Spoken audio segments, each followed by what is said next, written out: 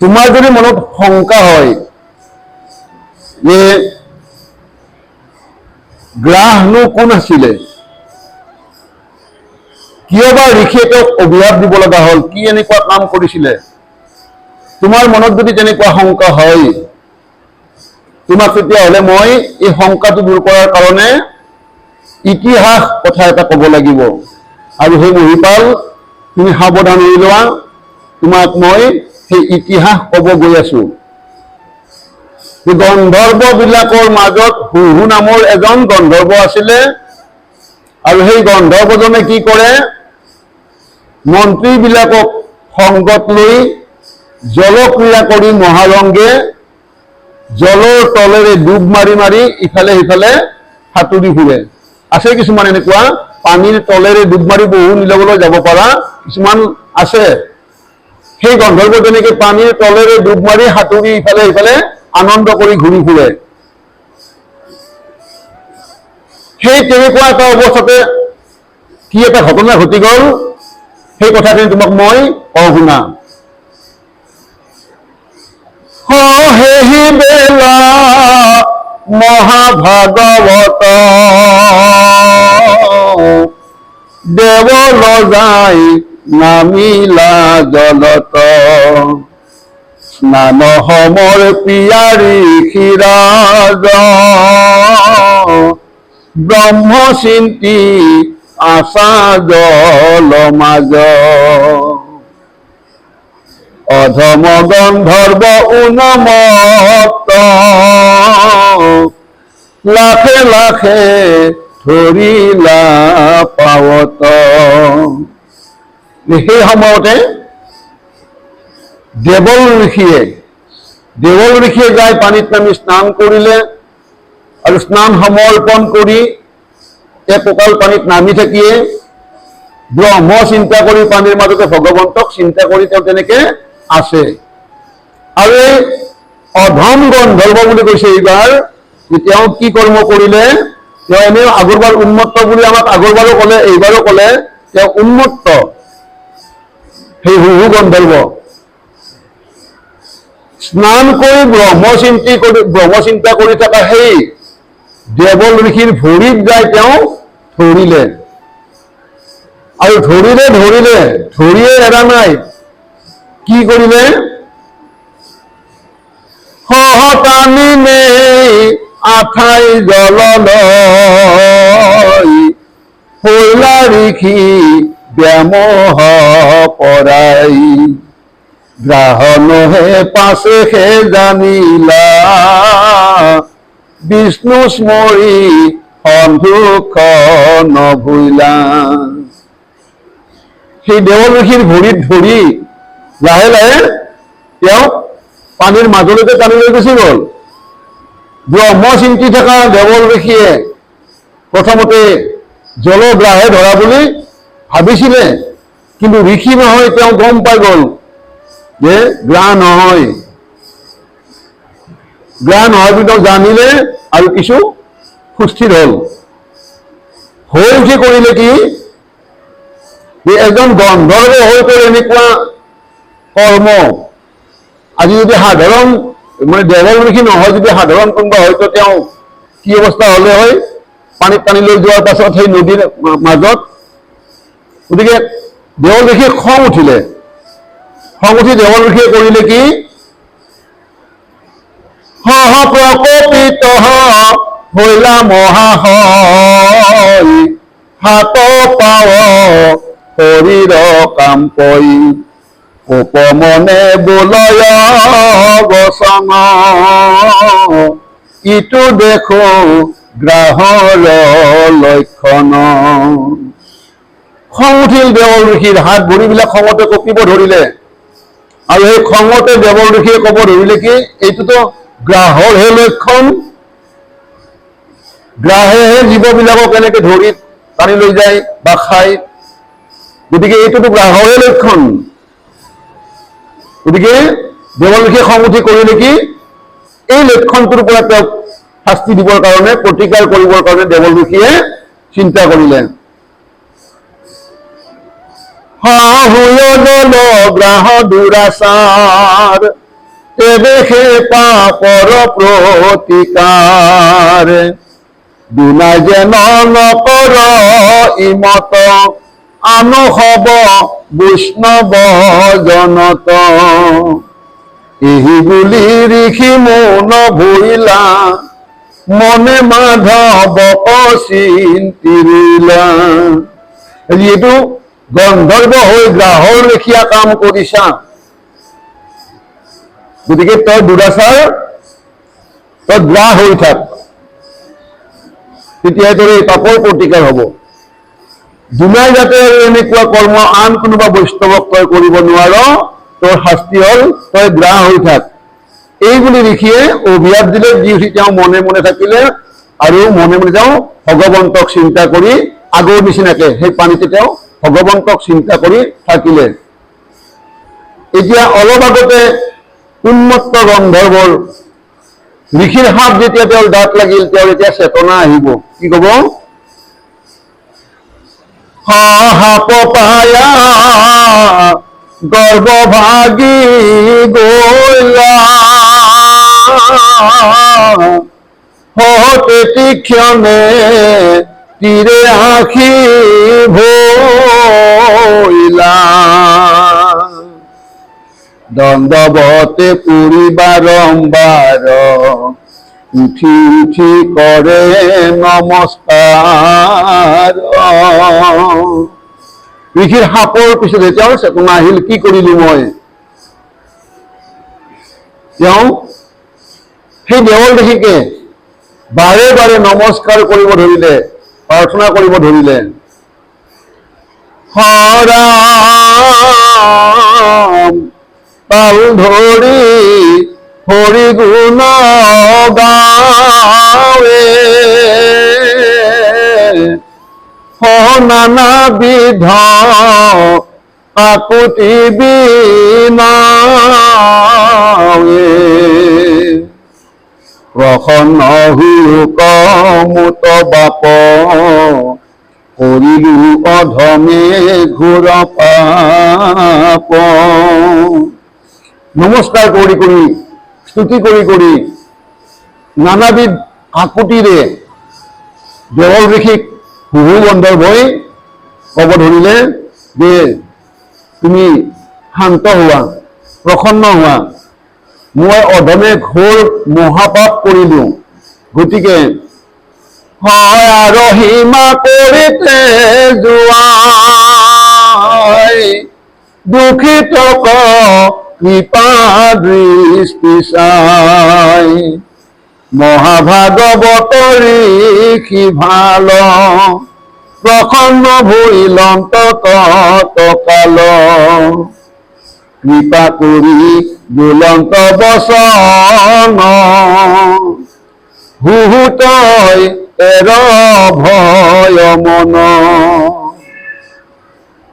যে তুমিতো অভিশাপ দিলাই আৰু মই সেই অভিশাপ ল'ব লাগিল মোৰ গাত অভিশাপ লাগিল কিন্তু এই অভিশাপৰ মুক্তিৰ ব্যৱস্থাটো তুমি মোক কৈ যোৱা কিমান দিন মই এনেকে থাকিব লাগিব কেতিয়া মই এই অভিশাপৰ পৰা এই পুনৰ মুক্তি হ'ব পাৰিম তুমি মোক কৃপা কৰি এইখিনি কথা কৈ যোৱা দেৱল ঋষি আছিল মহাভাগৱত অতি শান্তশিষ্ট তথাপি তেওঁৰ খং উঠিল অভিশাপ দিলে সেই দেৱল ঋষিৰ হুহু গন্ধৰ্বৰ প্ৰাৰ্থনাত তেওঁ সন্তুষ্ট হৈ তেওঁ খুব সোনকালে প্ৰসন্ন হৈ পৰিলে আৰু কৃপা কৰি তেওঁ ক'লে হে হুহু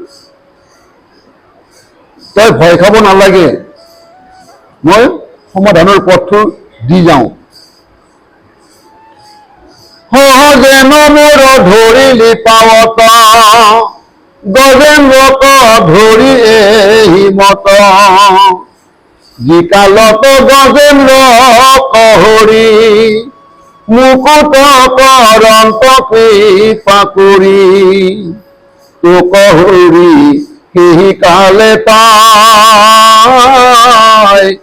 কৰিবন্ত মুকুট লীলাই যেনেকে তই মোৰ ভৰিত ধৰিলি আজি ঠিক তেনেকে তই গজেন্দ্ৰকো এনেকে মোৰ নিচিনাকে ভৰিত ধৰিবি।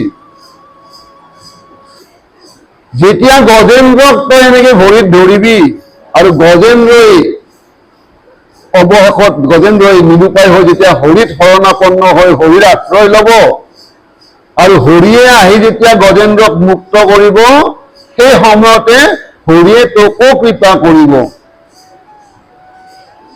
আৰু সেই হৰিৰ কৃপাতে তই মুক্ত হ'ব পাৰিবি। কথাষাৰ সেই অভিশাপ দিয়াৰ দিনাখনে কৈ থলে আৰু সেই সমস্ত সংযোগ আমি আগৰ সময়ত পালো গ্ৰাহ আৰু গজেন্দ্ৰৰ যুদ্ধৰ সময়ত। হৰেহি বুলি গৈলন্ত দেৱল শুনি হল কৌতূহল ঘুচিল গন্ধৰ্ব ভাৱ যত মহাদুখে থাকিলা জলত এতকাল জলতে আসিলা হয়াবে কৃপাময়ে উদ্ধাৰিলা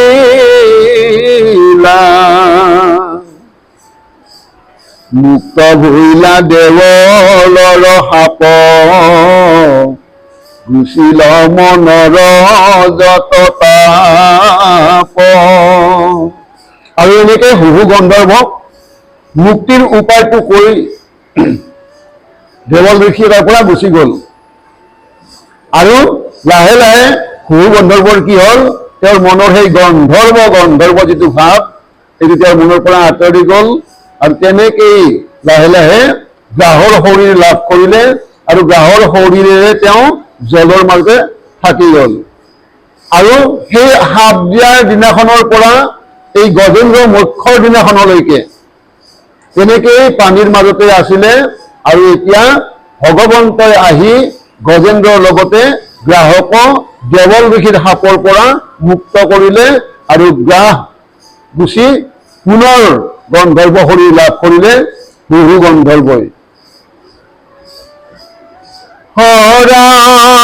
হৰাম হোকে দেহা পৰম নিৰোজ হয়া জানো লম্বিত দুই ভুজ দিব্য বস্ত্ৰ হাতে তুলি ধৰি লাখে লাখে যাই ৰংগ কৰি মাথা দিয়া মাধৱৰ পাৱে কৰিলা প্ৰণাম প্ৰেম ভাৱে। সাপ মুক্তি হোৱাৰ পাছত হুহু গন্ধৰ্বই পুনৰ দিব্য ৰূপ পোৱাৰ পাছত তেওঁ লাহে লাহে ওলাই আহিল, আগবাঢ়ি আহি ভগৱন্তৰ চৰণত শিৰ থৈ ভগৱন্তক প্ৰণাম কৰিলে।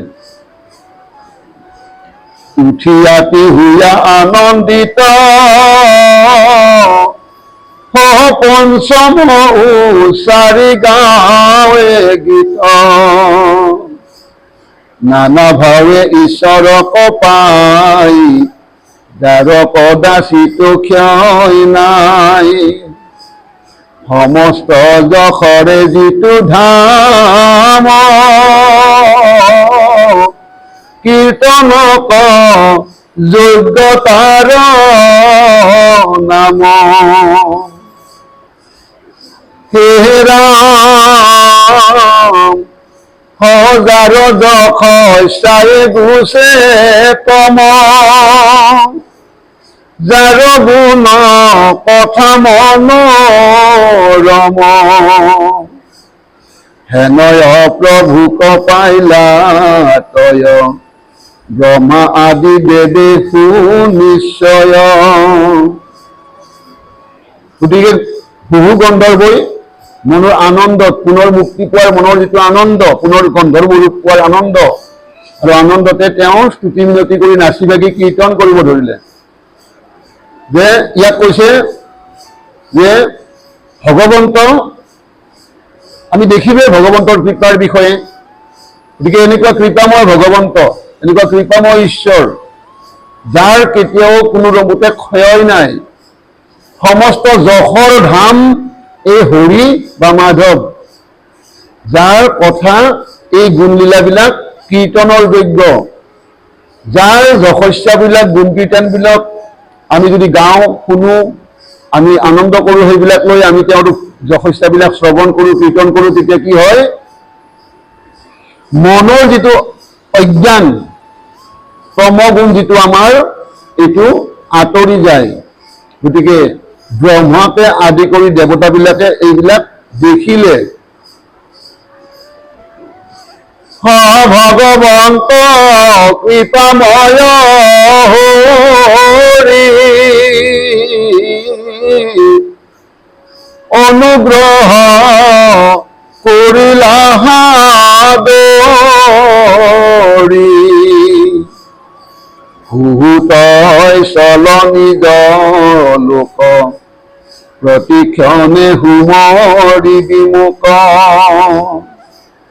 হেন শুনি আনন্দৰ ভৰে ফুৰি ফুৰি প্ৰদক্ষিণ কৰে।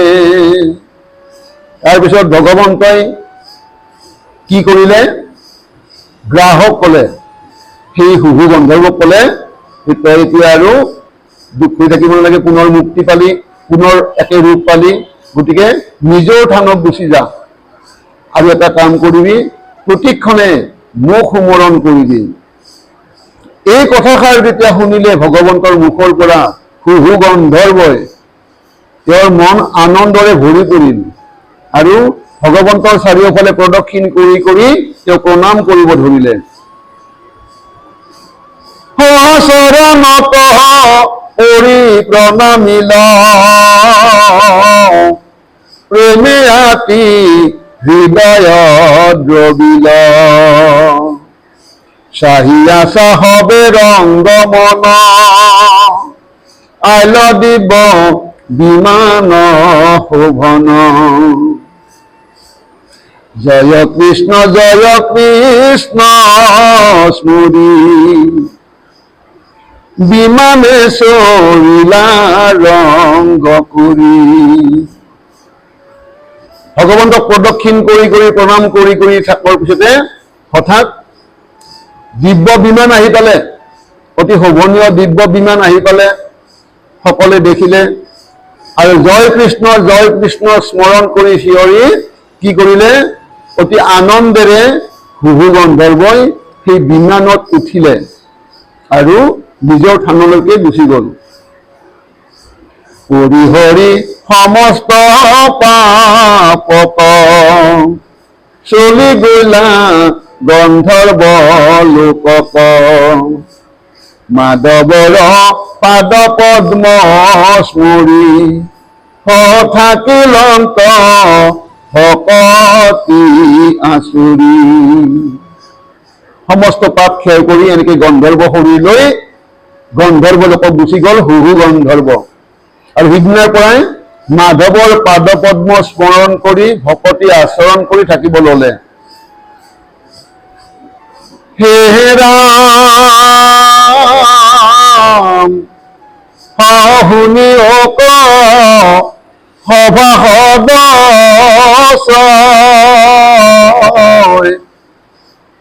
বুজি অক কথাৰ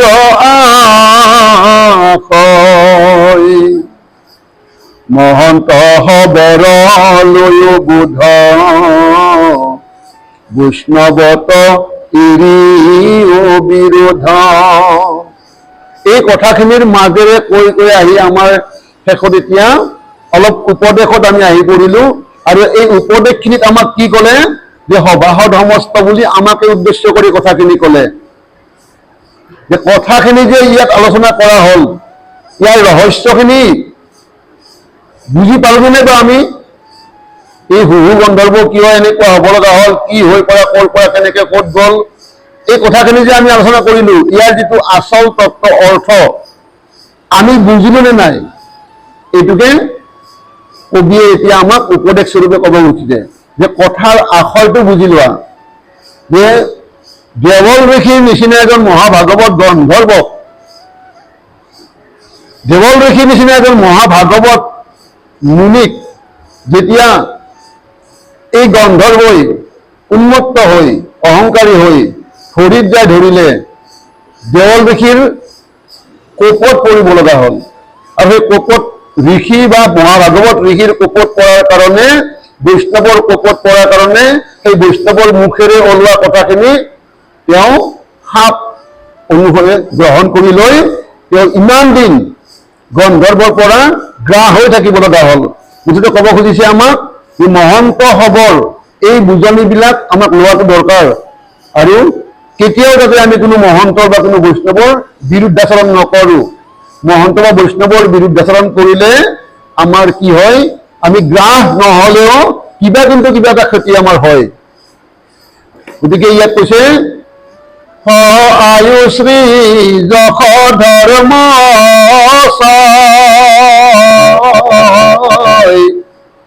বৈষ্ণৱ বিৰোধে হয়ে ক্ষয়, গন্ধৰ্বতে লৈও আৰু সাক্ষী দেখিও নেদেখা খাইলা আখি। বৈষ্ণৱ বিৰোধ কৰিলে কি হয়, আয়ু শ্ৰী যশ ধৰ্ম এই সমস্তবিলাক ক্ষয় হয়। আৰু ইয়াৰ উদাহৰণ স্বৰূপে আমাক কৈছে কি, এই গন্ধৰ্বৰ পৰাই ইয়াৰ উদাহৰণখিনি আমি বিচাৰি চালে পাব পাৰো। গতিকে এনেকুৱা কথা আমি পঢ়িছো, শুনিছো, শুনি আমি কিয় তেনেকুৱা হ'ব, মানে আমাৰ এই বৈষ্ণৱ বিৰোধৰ যিটো ভাৱ, এইটো আমি কিয় এৰিব খোজা নাই বা পাৰা নাই, সেইখিনি কৈয়ে আমাক ক'ব খুজিছে যে সেইখিনি ভাৱ যদি কেতিয়াবা কোনোবা বৈষ্ণৱৰ বিৰুদ্ধাচৰণ কৰাও সেইখিনি নকৰিবা, নহলে বৈষ্ণৱৰ বিৰুদ্ধাচৰণে নিজৰ আয়ু, নিজৰ শ্ৰী যশ ধৰ্ম এই সমস্ত ক্ষয় কৰিব পাৰে। হেন প্ৰভু পতিত পাৱন কৃপা কৰা নন্দন নন্দন, বৈষ্ণৱত অপৰাধ নহি অনুগ্ৰহ কৰা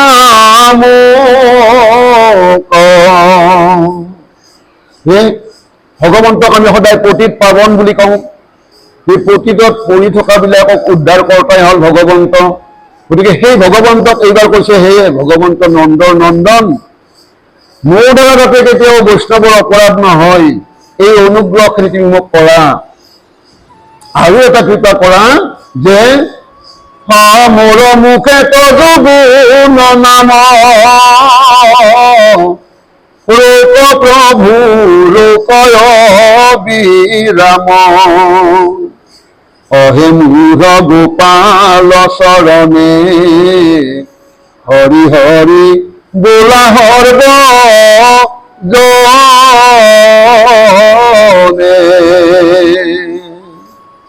মোৰ মুখৰ পৰা যাতে তোমাৰ নাম গুণ অহৰ্নিশে নিগৰি থাকে, অবিৰাম যাতে তোমাৰ নামটো মোৰ মুখত ৰয়, এইখিনি প্ৰাৰ্থনাকে কৰিছে গোপাল চৰণ প্ৰভুৱে।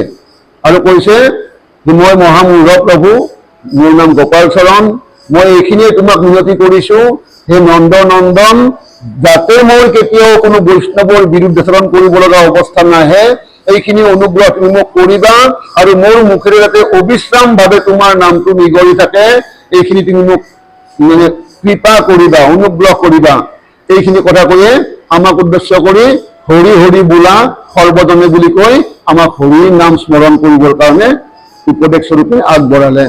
এতিয়া আমি পাম 24 চন্দত গজেন্দ্ৰৰ পাৰিষদ ৰূপ প্ৰাপ্তি। গজেন্দ্ৰৰ পাৰিষদ ৰূপ প্ৰাপ্তি, গ্ৰাহমুক্তি গন্ধৰ্ব ৰূপ প্ৰাপ্তি পালো। যে গজেন্দ্ৰই পাৰিষদ ৰূপ পায় কেনেকে কি হয় এই কথাখিনি আমাক ক'ব ওলাইছে।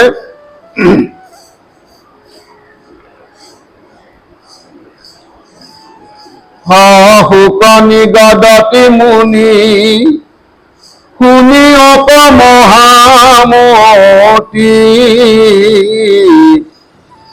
গজেন্দ্ৰৰ কথা ৰংগ মনে অজ্ঞান বন্ধন হন্তে প্ৰভুৰ পৰশ পাই মুকুত ভৈলন্ততে তীক্ষ্ণে। শুকমুনিয়ে কৈ আছে পৰীক্ষিতক গজেন্দ্ৰৰ কথা, অতি ৰংগমনে শুকমুনিয়ে পৰীক্ষিতক এই কথাবিলাক কৈ আছে আৰু কৈছে কি যে অজ্ঞান বন্ধনৰ পৰা প্ৰভুৰ পৰশ পাই তেতিক্ষণে গজেন্দ্ৰ মুক্তি লাভ কৰিলে। এই গজেন্দ্ৰ মুক্তি এই কথাখিনি কি কৰি আছে, সহচাহি আছে সভাসদ হৈল দিব্য পাৰিষদ কমনীয় পৰম উজ্জ্বল শ্যামতনু প্ৰকাশ দেখি আতি সুখী হয় মৰকত সমান নিৰ্মল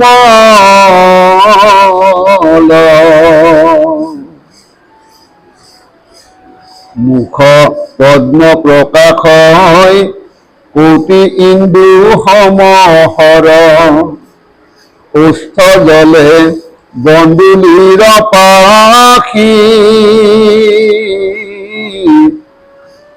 দন্ত কুণ্ড কৰি সম দেখিবাক মনোৰম ইখত ইখত শোভে হাসি। এতিয়া পাৰিষদৰ ৰূপৰ অলপ বৰ্ণনা দি আছে, কেনেকুৱা পাৰিষদ হল এই গজেন্দ্ৰ। কৈ আছে যে সভাসদ সমস্তই চায়েই আছে, গজেন্দ্ৰ দিব্য পাৰিষদ ৰূপ পালে, অতি পৰম উজ্জ্বল অতি কমনীয় ৰূপ, ভগৱন্ত কৃষ্ণৰ যি শ্যাম বৰণ সেই তেনেকুৱা বৰণৰ এই গজেন্দ্ৰৰ শৰীৰটোৰ বৰণ। তেওঁ পাৰিষদ ৰূপ পালে নহয়, পাৰিষদ ৰূপবিলাক যিবিলাক পায় ভগৱন্তৰ যিটো ৰূপ সেই ৰূপটো লাভ কৰে, গতিকে ইয়াক সাৰূপ্য মুক্তি বুলি কয়। গতিকে ভগৱন্তৰ নিচিনা ৰূপ তেওঁ পালে। মুখ পদ্মৰ নিচিনা প্ৰকাশিত হৈ আছে, কোটি ইন্দুসমূহৰ কোটি ইন্দুৰ লগত তুলনা কৰি কৈছে, ওঠবিলাক বন্দুলিৰ পাখিৰ নিচিনাকে জিলিকি আছে, আৰু দন্ত কুণ্ড কৰি সম দেখিবাক মনোৰম ইখত ইখত শোভে হাসি ইখত উন্নত বৰ তিল ফুল সমহৰ প্ৰকাশয় নাসিকা সুথান পদ্মপত্ৰ সমহুই অৰুণ চৰণ দি প্ৰেম জল শ্ৰবিবাৰ থান। গোটেই ভগৱন্তৰ ৰূপবিলাক আমি আগতে বহুত বৰ্ণনা কৰিছো। ভগৱন্তৰ নাক কেনেকুৱা, চকু কেনেকুৱা, ভ্ৰূবিলাক কেনেকুৱা, গাৰ বৰণ কেনেকুৱা, কেনেকুৱা ৰত্ন অলংকাৰ পৰিধান কৰি আছে, এই সমস্তখিনিয়ে তেওঁৰ পাৰিষদৰ গাতো দেহাতো সমস্তখিনিয়ে আছে। মানে ভগৱন্তৰ যেনেকুৱা ৰূপ পাৰিষদৰ ঠিক একেই ৰূপ, মাত্ৰ দুটা বস্তু নাথাকে। ক'ব এইখিনি কথা কওঁ। গতিকে আমাৰ এইখিনি যে সেই গজেন্দ্ৰ যেতিয়া পাৰিষদ হল, তেওঁৰো কি হল, নাকটো অতি সুঠান, পদুমৰ পাতৰ নিচিনাকে নয়ন যুগল, মুখত ইখত ইখত হাঁহি, এনেকুৱা ৰূপবিলাক আমাক ইয়াতে বৰ্ণনা কৰি শুনাই যাই আছে। হয় ওপৰত ধ্ৰুৱ তাৰ আমধনু সমহৰ, সংগী ধৰি পৰিচয় কান্তি, কপোলে প্ৰকাশে ভাল ৰত্নৰ তিলকতাত, ওপৰত অলকাৰ পান্তি। চকুৰ ভুযুগল মদনৰ ধনুৰ নিচিনা, ধুনীয়াকে মদনৰ ধনু যেনেকুৱা তেনেকুৱা ভংগী মাৰে চকুৰ ভুখিনি, আৰু কপালত ৰত্নৰ তিলক, তাৰে ওপৰত অলকাৰ পান্তি। কিৰীটি শোভই মাথে ৰত্নমণি খচি আছে, নৱ সূৰ্য সম প্ৰকাশ, দুই কৰ্ণে জলমল মকৰ কুণ্ডল ভাল, তাৰ কান্তি মুখ বিৰাজ। সিংহ বন্ধ কন্ধ ভাল, বনমালা আছে তাত, আপাদ পৰ্যন্তে কান্তি কৰে, মধুপানে হুয়ামত অসংখ্য ভ্ৰমৰাজত, চতুৰ্ভীতি বেৰিয়া গুঞ্জৰে। মাথাত কিৰীটি, ৰত্নেৰে নিৰ্মাণ কৰা কিৰীটি, নতুনকৈ ওলোৱা সূৰ্যৰ নিচিনাকে প্ৰকাশিত, কাণত ভগৱন্তৰ নিচিনাকে মকৰ কুণ্ডল, আৰু মকৰ কুণ্ডলৰ সেই কান্তিয়ে তেওঁৰ সম্পূৰ্ণ মুখৰ অৱয়ৱটো জিলিকাই তুলি ৰাখি আছে। শৰীৰ সিংহবন্ধ, মানে কংকালখন সিংহৰ লেখীয়া, বনমালা ওলমি আছে গলৰ পৰা আঁঠু পৰ্যন্ত, আৰু সেই বনমালাৰ সুবাসত মধুপানত মত্ত হৈ অসংখ্য ভ্ৰমৰাই বেঢ়ি বেঢ়ি গুঞ্জৰি গুমৰি মৌপান কৰি আছে। পদ্মৰমৃ নাল প্ৰায় চাৰি বাহু প্ৰকাশ, আদানুলম্বিত মনোহৰ, কিশলয় সমসৰ আঙ্গুলি সম্পাৰকৰ, নখমণি চন্দ্ৰ পতন্তৰ, কনকে ৰচিত ভাল বলয়াহু বৰ্ণতাৰ, ৰত্নৰ আঙ্গুষ্ঠি হাৰি হাৰি, শংখ চক্ৰ গদা পদ্ম কৰত প্ৰকাশে আতি, জ্যোতিৰ্ময় চাহিতে ন পাৰি। হাতবিলাক আঁঠুৰ তললৈকে বৈ অহা, আৰু চাৰিখন হাত, পাৰিষদ বিলাকৰ ভগৱন্তৰ লেখীয়াকে চাৰিখন হাত, চাৰিখন হাতে আঁঠুৰ তললৈকে বৈ অহা, আঙুলিবিলাক চম্পাৰ কলিৰ নিচিনা, আৰু নখবিলাক জ্বলি থকা উজ্জ্বল চন্দ্ৰৰ নিচিনা। কি কৰে, সেই আঙুলিবিলাকত ৰত্নৰ আঙুঠি আঙুঠি একোটা কৰি পিন্ধি থকা,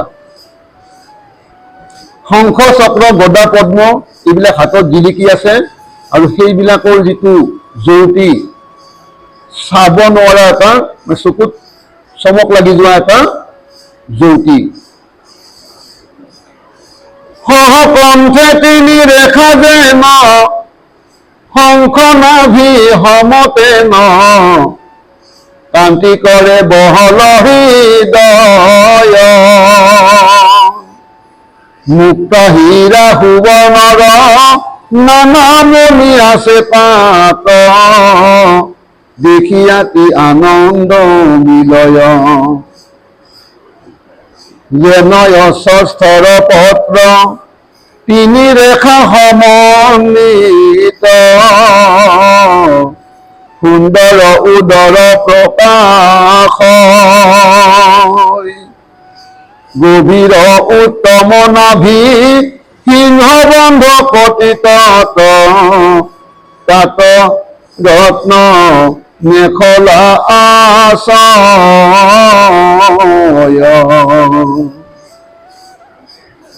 তিনি ৰেখা, কণ্ঠত তিনিডাল ৰেখা জিলিকি থাকে।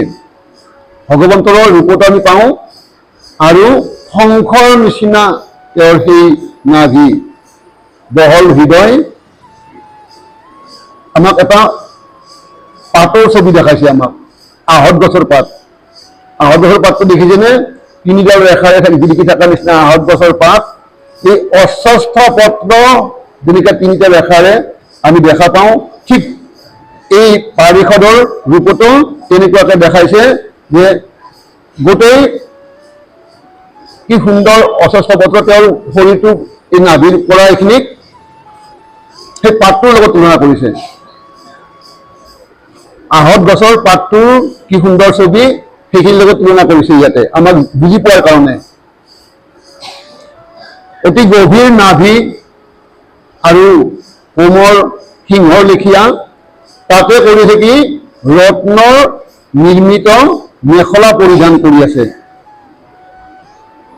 সহ পাত বুলি বিভূষিত পুৰু দুই সুবলিত পৰিকৰ সমান বৰতুল জংঘা দি মনোনীত দুখানি চৰণ দেখি আৰকত সমান ৰাতুল। পাতৰ বস্ত্ৰ পৰিধান ভগৱন্তৰ যেনেকুৱা, তাৰে ওপৰত ৰত্নৰ মেখলাৰে বান্ধি থোৱা থাকে। আৰু উৰু, ভগৱন্তৰ উৰুকো বৰ্ণনা কৰিছে কৰিকৰ সম বুলি। আৰু আজি পাৰিষদৰ ৰূপতো আমি পাৰিষদৰ সেই উৰুকো আমি আজি সেই কৰিকৰৰ লেখীয়াকে ইয়াত বৰ্ণনা কৰা দেখিলো। কৰিকৰ মানে হ'ল হাতীৰ সুৰ, কৰি মানে হাতী, কৰ মানে হাতীৰ সেই সুৰডালে কৰ।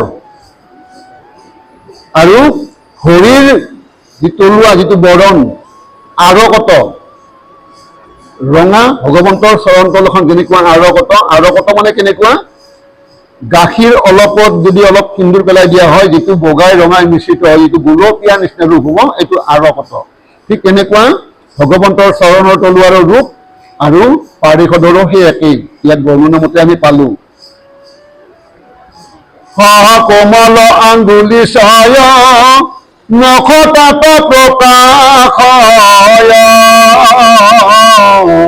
মণিময় পৰ্বত ধৱল পদতল আৰপত ৰেখা হব আছে তাত দেখি যেন ৰাতুল কমল নুপুৰ সুবৰ্ণময়ী প্ৰতিপদে জনকৈ গুল্ফ দুইকৰ ভূষিত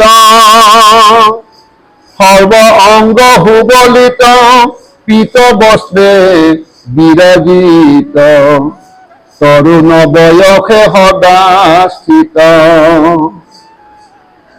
হেন মহাদিব্য ৰূপ লোভিলন্ত গজৰাই প্ৰভু হোমে চিনন যায় ভকতিৰ প্ৰসাদত ভোলা দিব পাৰিষদ শ্ৰীবৎস কৌস্তুভ মাত্ৰ নাই। এই ৰূপখিনি যিখিনি বৰ্ণনা পালো, ভগৱন্তৰ ৰূপৰ বৰ্ণনাৰ লগত সম্পূৰ্ণ একে। যি একেলগে যদি দুইজন থিয় হয়, পাৰিষদ আৰু ভগৱান, কোনজন ভগৱান কোনজন পাৰিষদ সাধাৰণ দৃষ্টিত চিনি পোৱা নাযায়, চিনন নাযায় বুলি কৈছে। কিন্তু চিনিব লাগিলে আমাক এটা বস্তুৰে আমাক মানে পাৰিষদৰ গাত আমি কম পাম, সেইটো হ'ল আমাক ইয়াতে বৰ্ণনা কৰি কৈছে শ্ৰীবৎস পান্তি আৰু কৌস্তুভমণি।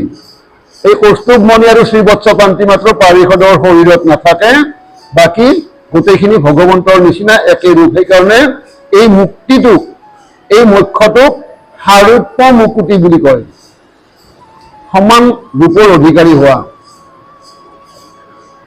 সহ প্ৰেময়াতি বেলাচৰে আগে দণ্ডবতে পৰি প্ৰণামিলা মাধৱৰ পাৱে উঠি কৃতাঞ্জলি হৈ মাধৱৰ পাৱ চুই থাকিলন্ত আতি নম্ৰ ভাৱে। গতিকে পাৰিষদ ৰূপ লাভ কৰি গজেন্দ্ৰই ভগৱন্তক কৃতাঞ্জলি হৈ নমস্কাৰ কৰি অতি নম্ৰভাৱে তেওঁ তেনেকে থাকিল। তাৰপিছত কি হয় এতিয়া আমাক ক'ব যে গজেন্দ্ৰৰ পূৰ্ব বৃত্তান্ত আৰু বিষ্ণুৰ উপদেশ। গজেন্দ্ৰনো পূৰ্বতে কোন আছিল আমাক এতিয়া সেইটো জানিব দিব। গ্ৰাহ কোন আছিল আমি জানিলো, গ্ৰাহৰ কি গতি হ'ল জানিলো, গজেন্দ্ৰই কি ৰূপ লাভ কৰিলে আমি এইটোও জানিলো। কিন্তু সেই গজেন্দ্ৰনো পূৰ্বতে আছিল কোন, কিয় তেওঁ গজেন্দ্ৰ হ'ব লগা হ'ল, এই বৃত্তান্তখিনিও আমাক এতিয়া ক'ব ওলাইছে। শুকমুনি বদতি শুনিও পৰীক্ষিত হেন বাহু হয় তজু মনত বিদিত। গজেন্দ্ৰ পূৰ্বৰ জন্মে কিবা আছিলে ক কোন দোষে আহি হেন জনম পাইলে ক। নামঘোষাত কৈছে যে বিষয় সম্বন্ধ সুখ সমস্ত জনিতে পাই হৰিৰ সেৱা একস্থানে নাই। হৰিৰ সেৱাৰ যোগ্য কেৱলে মনুষ্যতনো জানি ফুৰা হৰি গুণ গায়। নামঘোষাত মাধৱদেৱে এই ঘোষাফাকি লিখিছে, আমি পঢ়িছো, কিন্তু আমি এতিয়া বুজিব পাৰিলো যে মাধৱদেৱে কোৱা মতে যে সমস্ত শৰীৰতে বিষয়ৰ লগত সম্বন্ধ যিবিলাক সুখ, এই বিষয়ৰ লগত সম্বন্ধিত সুখবিলাক সমস্ত শৰীৰতে পায়, কিন্তু হৰিৰ সেৱা বোলে আন শৰীৰত নাপায়, কেৱল মনুষ্য শৰীৰৰ বাদে। যদি মনুষ্য শৰীৰৰ বাদে হৰিৰ সেৱা আন শৰীৰত নাপায়, এই গজেন্দ্ৰই কেনেকে পালে? তেওঁতো মনুষ্য নহয়, তেওঁ হস্তীহে হয়। হস্তীয়ে ঘোষাফাকিৰ লগত চালে হস্তীয়ে হৰি সেৱা কৰিব নোৱাৰে, মনুষ্যৰ বাদে আনে নোৱাৰে। কিন্তু সেই গজেন্দ্ৰই কেনেকে ভগৱন্তক ভক্তি কৰিব পাৰিলে, এইবিলাক সংশয় আমাৰ হয়। কিন্তু সেই সংশয়বিলাক দূৰ কৰিবৰ কাৰণে আমাক এই কথাখিনিয়ে ক'ব। আচলতে গজেন্দ্ৰ পূৰ্বজন্মত আছিলেনো কোন, কি কাৰণত সেই কোনোবাজনে আহি গজেন্দ্ৰ হৈ থাকিব লগা হ'ল। আৰু এই কথাখিনি যদি সেই পৰীক্ষিত তোমাৰ জানিবৰ ইচ্ছা হয়, তোমাৰ মনত যদি তেনেকুৱা ভাৱ উদয় হৈছে, তোমাৰ সেই ভাৱখিনি দূৰ কৰিবৰ কাৰণে মই তোমাক ক'ব যাই আছো, তুমি সাৱধানে শুনা। ইহাৰ উত্তৰ দেৱে শুনিও যতনে গজেন্দ্ৰৰ পূৰ্ব কথা অহুৰংগ মনে। হৰি ভক্তি প্ৰধান দ্ৰাবিড় দেশ নাম তাত ইন্দ্ৰদুম্ন ৰাজা হইলা অনুপাম। এই সংশয়খিনি যদি মনত আহে বা এনেকুৱা প্ৰশ্ন যদি মনত উদয় হয়, সেই প্ৰশ্নটোৰ উত্তৰটো মই দিব যাই আছো, তুমি যত্ন কৰি শুনা। গজেন্দ্ৰৰ পূৰ্ব কথা মই তোমাক ক'ম যে প্ৰাচীন কালত দ্ৰাবিড় নামে এখন দেশ আছিলে, আৰু সেই দেশখন আছিল হৰি ভক্তি প্ৰধান। দ্ৰাবিড় নামৰ দেশখন অতি হৰি ভক্তি পৰায়ণ, হৰি ভক্তি প্ৰধান সেই দেশখন আছিল। আৰু সেই দেশখনৰ ৰজাজনৰ নাম আছিল ইন্দ্ৰদুম্ন। ইন্দ্ৰদুম্ন সমস্ত দেৱত খ্যাত বিষ্ণুত ভকত নিশ্চয় কৰিছা ৰাজা হৰি কমনত। দ্ৰাবিড় দেশত আছা যত সাধু ছয় সবাৰ মাজত ৰাজা উত্তম হয়। সমস্ত দেৱৰে দেৱ বিষ্ণু, সেই বিষ্ণুৰ একান্ত ভকত এই ৰজা ইন্দ্ৰদুম্ন। তেওঁ মনতে হৰিকে তেওঁ একান্তভাৱে ভাবি লৈছে যে হৰিয়ে হৰি আৰু সমস্ত দেৱৰ অধিকাৰী এই হৰি, আৰু সেই অধিকাৰী হৰিয়ে মোৰ পূজনীয় দেৱ। দ্ৰাবিড় দেশত বহুত সাধু মহন্ত আছে, কিন্তু সেই সমস্তৰ ভিতৰত উত্তম সাধু হল এই ইন্দ্ৰদ্যুম্ন ৰজা। তেওঁ কি কৰে? বিষ্ণুক পৰ্যন্ত সাৱধান কৰি মন, ৰাম কৃষ্ণ আদি নাম অনন্ত কীৰ্তন। মলয় পৰ্বতে দিব আশ্ৰম আশ্ৰয়, তাতে থাকি মাধৱক নৃপতি পূজয়। সমস্ত সাধুৰ মাজতে উত্তম সাধু এই ৰজা ইন্দ্ৰদ্যুম্ন। তেওঁ কি কৰে? অতি সাৱধানে, মনটোক অতি সাৱধান কৰি লৈ তেওঁ বিষ্ণুক পূজা কৰে, আৰু সেই বিষ্ণুৰে সহস্ৰ নামৰ ভিতৰৰ এই নামবিলাক ৰাম কৃষ্ণকে আদি কৰি যিমানবিলাক নাম, তেওঁ সেই নামবিলাক কীৰ্তন কৰে। সেই ইন্দ্ৰদ্যুম্ন ৰজাৰ এই আশ্ৰমখন আছিলে মলয় পৰ্বতত, আৰু সেই মলয় পৰ্বতে তাতেই তেওঁ বহি লৈ, সেই আশ্ৰমত বহি লৈ মাধৱক তেওঁ পূজা সৎকাৰ কৰে। মহাজ্ঞানী ৰাজা ধৰি আছাম নব্ৰত, মাথৰ গতা ভাৰত পইচাত সদাৰত, এহিমতে ঈশ্বৰক পুজি আছয়, শুনা ৰাজা যেন কথা প্ৰৱৰ্তিলা তই। আৰু এই সময়ৰ কথা, যিখিনি সময়ত আমি পাই আছো এতিয়া, সেই সময়খিনিত সেই ইন্দ্ৰদ্যুম্ন ৰজাই মৌনব্ৰত ধাৰণ কৰি তেওঁ তপস্যাত বহি আছিলে। মৌনব্ৰত, এই ব্ৰতটো কেনেকুৱা? যিমানে যি বিপদ নাহক কিয় মুখেৰে মাতিব, মানে নামাতে। এই মৌনব্ৰত ধাৰণ কৰি তেওঁ ভগৱন্তক তপস্যা কৰি আছে। মূৰত জটাভাৰ, এনেকুৱা তপস্যাত তেওঁ ৰত হৈ আছে। আৰু তেনেকুৱা অৱস্থাতে কিবা এটা ঘটনা ঘটিল। শুনা ৰাজা, কিনো হল সেইখিনি মুহূৰ্তত, কি অৱস্থা এটা আহি পৰিল, মই তাকে ক'ব যাই আছো, তুমি অতি সাৱধানে শুনা। একদিনা অগস্ত আহিলা সেহি থানে, যাহাৰ শস্যা হব জগতে বখানে, আগে পাছে অসংখ্যাত শিষ্যে বেৰি আছে, যদৃশ্যাই বসি ঋষি দেখি লন্ত পাছে, মৌনে বসি আছা ৰাজা ৰহস্য থানত, নচালিলা গাঁও নকৰিলা প্ৰণিপাত, পূজা আদি এক নকৰিলা নৰেশ্বৰ, দেখি কোপ কৰিলা অগস্ত ঋষিবৰ। যে হে পৰীক্ষিত, তেনেকে মৌনব্ৰত ধাৰণ কৰি তপস্যাত ৰত হৈ থকা সেই সময়ত এদিনাখন কি হল? আগস্ত ঋষিয়ে সেইফালেৰে যায়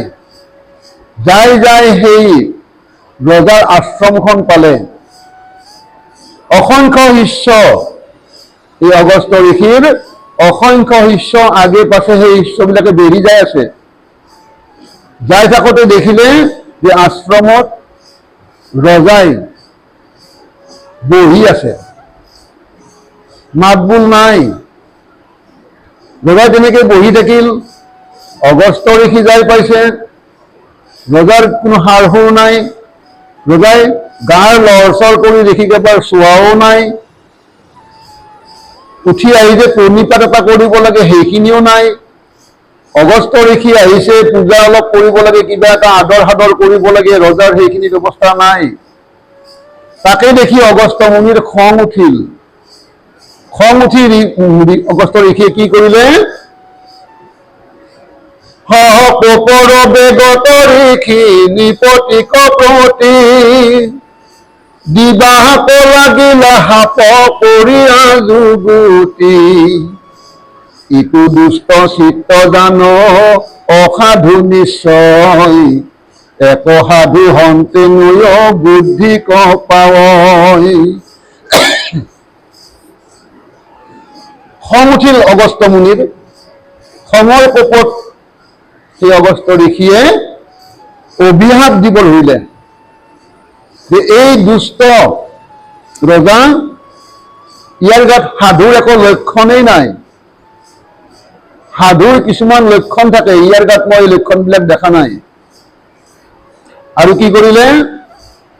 হয় আজি আৰু কেন ব্ৰাহ্মণ কয় অৱমান, এই হেতু তামহিক জন্মে সুখ স্থান। হস্তি যেন বসি আছে গৰ্ব কৰি আতি, এতে কেহু লোকতয় সেহি গজ জাতি।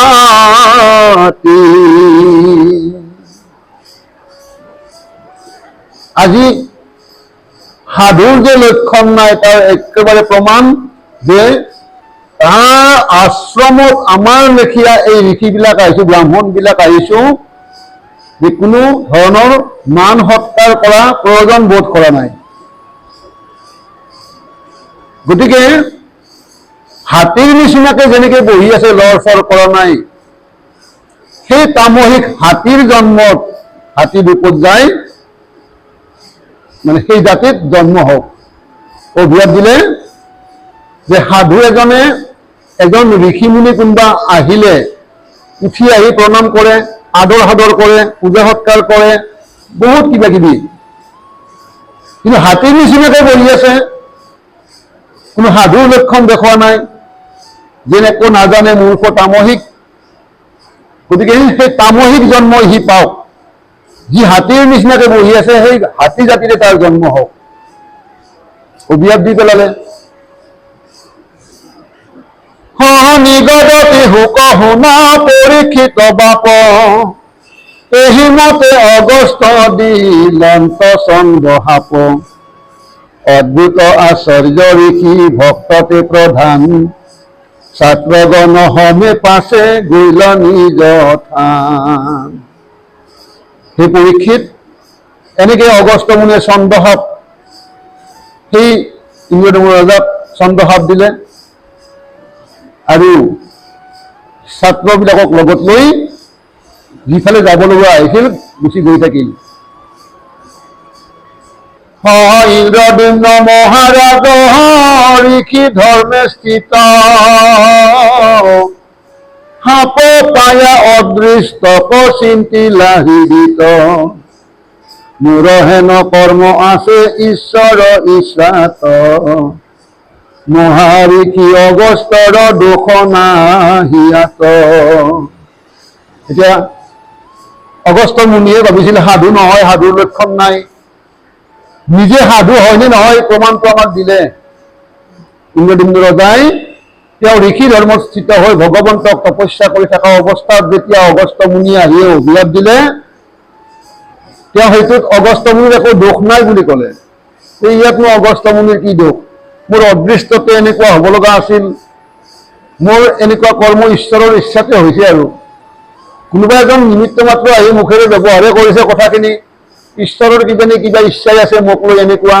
গতিকে মোৰ অদৃষ্টত যদি এনেকুৱা আছে, ইয়াতনো অগস্ত্য মুনিৰ দোষটো কি? সেই অগস্ত্য মুনিক দোষ নিদিলে। এয়া হ'ল সাধুৰ লক্ষণ। অসাধু কোনোবা হ'লে ইয়াৰ প্ৰতিকাৰ কৰাৰ কাৰণে নিজে অভিশাপ দিলে হয় উল্টা কৰি, মোক তই এনেকুৱা হ'ব দিছ, তই সেনেকুৱা হৈছা, প্ৰতিকাৰ কৰিলে হয়। কিন্তু সাধুৱে নকৰে তেনেকুৱা কেতিয়াও।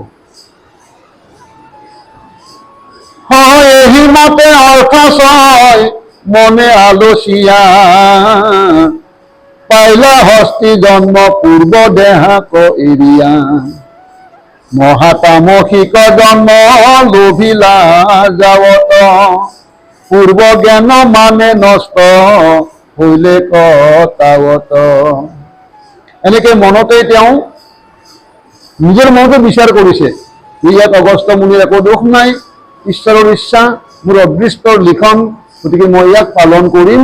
আৰু এনেকে হস্তি জন্ম লাভ কৰিলে ৰজা ইন্দ্ৰদুম্নই ৰজাৰ যিটো দেহ, এই দেহটো এৰি হস্তি জন্ম লাভ কৰিলে আৰু হস্তি অতি তামসিক জন্ম মানে মানুহ আমি আগতে ক'লো নহয় ঈশ্বৰক চিন্তা কৰা শৰীৰ মাত্ৰ অকল মানুহ হৈ আছে বাকী জীৱৰ ঈশ্বৰ চিন্তা কৰা শক্তি নাথাকে নাম ঘোষা ফাঁকিৰ ওপৰতে আমি কথাখিনি কৈছোঁ আৰু সঁচাকৈও যে সেই তামসিক হস্তি জন্ম লাভ কৰাৰ পাছত কি হ'ল পূৰ্বৰ যি হৰি ভক্তি পূৰ্বৰ যি জ্ঞান পূৰ্বৰ যি সাধুৰ লক্ষণ এইবিলাক নাইকিয়া হৈ পৰিল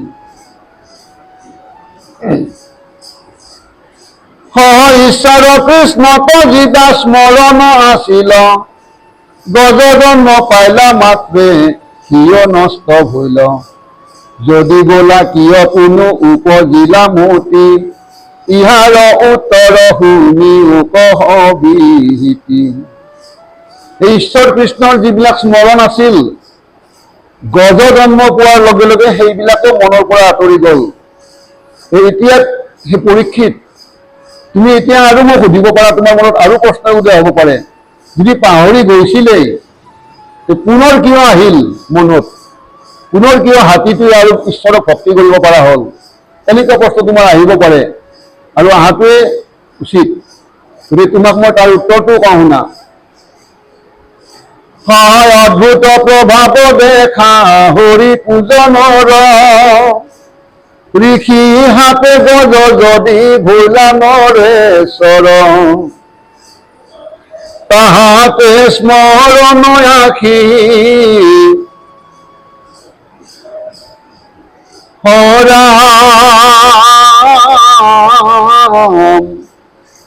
তাহাতে স্মৰণ আখি ভোলা ঈশ্বৰ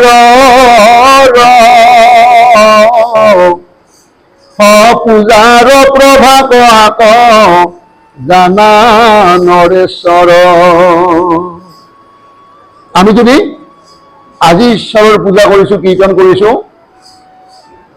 ইয়াৰ যিখিনি আমাক দিব লগা ফল এই ফলখিনি আমাৰ পিছে পিছে ঘূৰি ঘূৰিব কোন মুহূৰ্তত সেই ফলখিনি আমাক কৃপা কৰে আমি নুবুজিম কাৰণ আমি আজি ঈশ্বৰক কীৰ্তন কৰিছো ঈশ্বৰৰ গুণগান গাইছো ঈশ্বৰৰ কৃপা আমি আজি পাম কিন্তু আজি পোৱাৰ পাছত আজি শেষ হৈ নাযায় এই কৃপাখিনি আমাৰ লগতে থাকিব ঘূৰি থাকিব কোনোবা মুহূৰ্তত ছিদ্ৰ পালে সেই কৃপাখিনি আমাক কাম কৰিব গতিকে পূৰ্বজন্মত ইন্দ্ৰদম্ন ৰজাই ঈশ্বৰ পূজন কৰিছিলে পূজন কৰি তাৰ ফলখিনি তেওঁ খাব নাপালে ঋষিৰ শাপত পতিত হৈ অজ্ঞান গজৰ হৰি লাভ কৰিব লগা হ'ল গতিকে সেই ফলখিনিয়ে কেতিয়া কৃপা কৰোঁতে ফলখিনিয়ে পিছে পিছে ঘূৰি ফুৰিছে আৰু আজি এই মুহূৰ্তত সেই ফলখিনি আহি সেই কৃপাখিনি আহি তেওঁক লগ দিছে যাৰ কাৰণে গজ শৰীৰতো তেওঁ ঈশ্বৰ ভক্তি কৰিব পৰা শক্তিখিনি লাভ কৰিব পাৰিছে গজ শৰীৰ পোৱাৰ পাছতো তেওঁ কি সেই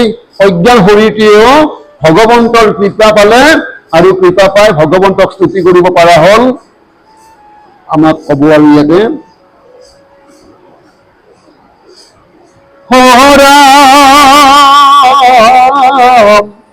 হৰি হাতে গজ যদি ভোলা নৰেশ্বৰ তাহাতে স্মৰণ আখি ভোলা ঈশ্বৰৰ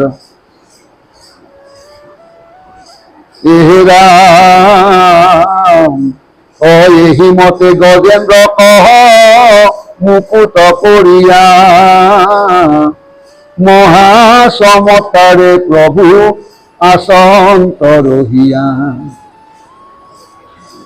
হেহি বেলাতে প্ৰীতি ভাৱে দেৱ হৰি বুলন্ত বচন গজ অতিক সাদৰী অদ্ভুত প্ৰভাৱ হৰিৰ পূজাৰ প্ৰভাৱটো অতি অদ্ভুত ঋষিৰ শাপত যদিও তেওঁ গজ হ'ল ইন্দ্ৰদম্ন ৰজা সেই গজ শৰীৰতো তেওঁ ঈশ্বৰ স্মৰণ কৰিব পালে এইটোৱে হ'ল ঈশ্বৰ পূজাৰ প্ৰভাৱ আৰু সেই প্ৰভাৱত তেওঁ ঈশ্বৰক স্তুতি কৰিলে ঈশ্বৰ সন্তুষ্ট হ'ল আহি গ্ৰাহৰ মুখৰ পৰা মুক্ত কৰিলে মুক্ত কৰি অতি চমৎকাৰ ৰূপত প্ৰভুৱে যেতিয়া আছে সেই বেলা কি হ'ল প্ৰভুৱে সেই গজপতিক কিবা ক'লে কি কয় শুনোচোন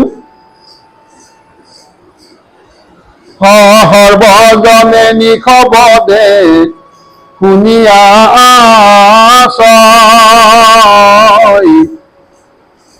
কৰন্ত প্ৰশংসা প্ৰভু সৰ্বভূতময়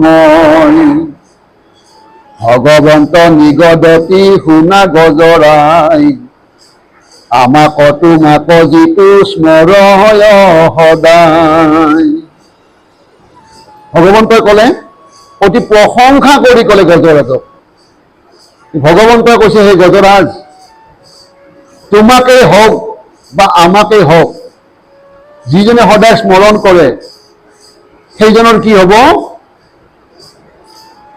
সমস্ত পাপতে তাৰা মুকুতি হয়। শুনা আৰু কহো কিছু স্মৰণ বিষয়। তুমি ক্ৰীড়া কৰিলা এহি সৰোবৰ, এহি পৰ্বতত আছে যতে গভৰ। বৃক্ষ বেত তৰুলতা যতে আছয়, কল্পতৰু আদি দেৱ বৃক্ষ প্ৰকাশই।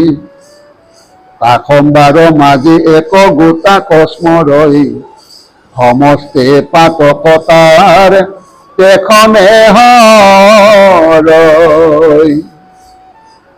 চাওকচোন, অকল গজেন্দ্ৰ মানে সেই যে তাৰিখত ৰূপ পালে তেওঁক, নহ'লে বা ভগৱন্তক, নহ'লে বা সেই গজেন্দ্ৰই যিখন পৰ্বতত বিচৰণ কৰি ফুৰিছিল, সেই বিচৰণ কৰি ফুৰা পৰ্বতখনৰ যিমানবিলাক তৰু গছ লতা যিমানবিলাক আছে তাৰ নামবিলাক আমাক আগতে কৈছিলে ত্ৰিকুট বৰ্ণনত, আমি পাইছো। তাৰে কোনোবা একেবাৰে গছৰ নাম স্মৰণ কৰিলেও বোলে পাতকৰ পৰা মুক্তি পোৱা যায়, ৰেহাই পোৱা যায়, পাতক হৰণ হয়। কিমান এজন ভকতৰ কিমান মহিমা। আৰু সেই ভকতে যিবিলাক তৰু তৃণ স্পৰ্শ কৰি ঘূৰি ফুৰিছিল, ত্ৰিকুট বৰ্ণন আমি পাইছো সেই বৃক্ষবিলাকৰ নামবিলাক।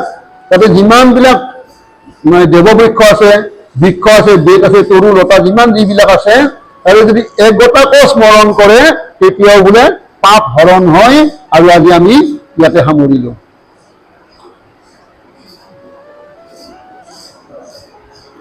আমি অহা সোমবাৰে পাম বৈকুণ্ঠ তত্ত্বৰ বিৱৰণ।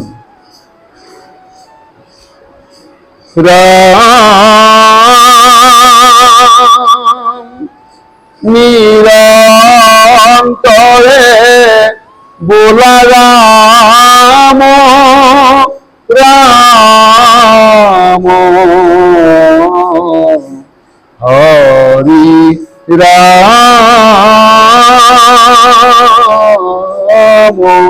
রাম রাম রাম কৃষ্ণ। জয় রাম, জয় নারায়ণ, জয় কৃষ্ণ, জয় জগৎ গুরু শ্রীমন্ত শঙ্কর।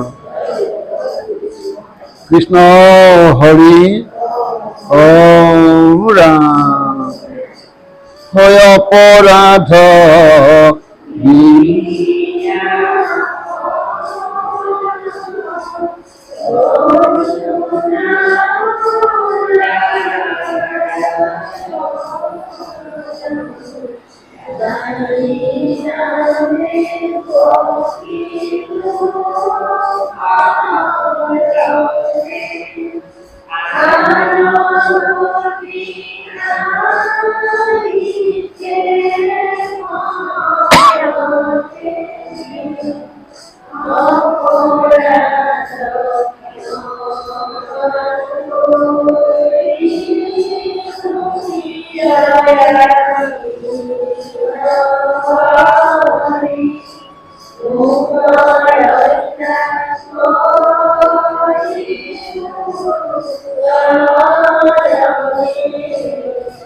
রাম রক্ষা করিব। কৃষ্ণ হরি ওম রাম। শ্রীমন্ত শঙ্কর হরি ভকতর জানাগে নকল কতরু তাহাঙ্ক বিনাই নাই নাই নাই আমার পুরাণ কান্ত